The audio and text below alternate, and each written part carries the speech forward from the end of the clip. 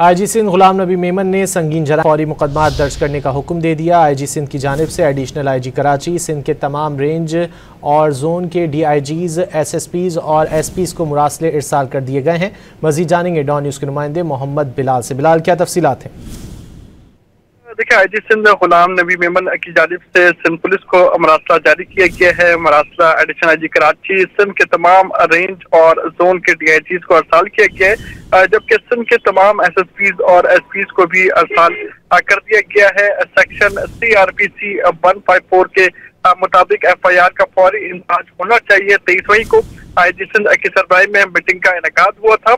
IG Sindh ने FIR के इंदराज में ताखिर पर शदीद तशवीश का इजहार किया था, जबकि सेक्शन 154 CRPC की बराह रास्त खिलाफ वर्जी भी बताई गई थी और इस तरह की ताखिर मुकदमात में मुल्जिमान की बजट की सूरत में निकलती है। जबकि जो लेटर अरसाल किया गया है उसके में ये कहा गया है कि मजाज अथॉरिटी बगैर किसी नाकामी फौरी FIR इंदराज यकीनी बनाए, जबकि खास तौर पर कत्ल, अगवा, बत्ताखोरी, रेप और गैरत के नाम पर कत्ल के केसेस इस तमाम पर मरासले के हवाले से जो है वो शामिल किए गए हैं। जबकि CPO Sindh, DIG crime and investigation Sindh और DIG इन्वेस्टिगेशन कराची के जरिए ताखिर के हवाले से जायजा भी लेंगे और जायजा लेने के बाद अगर इसमें पुलिस की टाल मटोल सामने आई तो SHO के खिलाफ भी कार्रवाई होगी। उसके अलावा जो आला अफसरान है उनसे एक्सप्रेशन नहीं मांगी जाएगी, बल्कि उनके खिलाफ भी कार्रवाई की जाएगी। आईजी सिंध की जानिब से वाज़ेह तौर पर अहकामात दिए गए हैं कि कोई भी कराची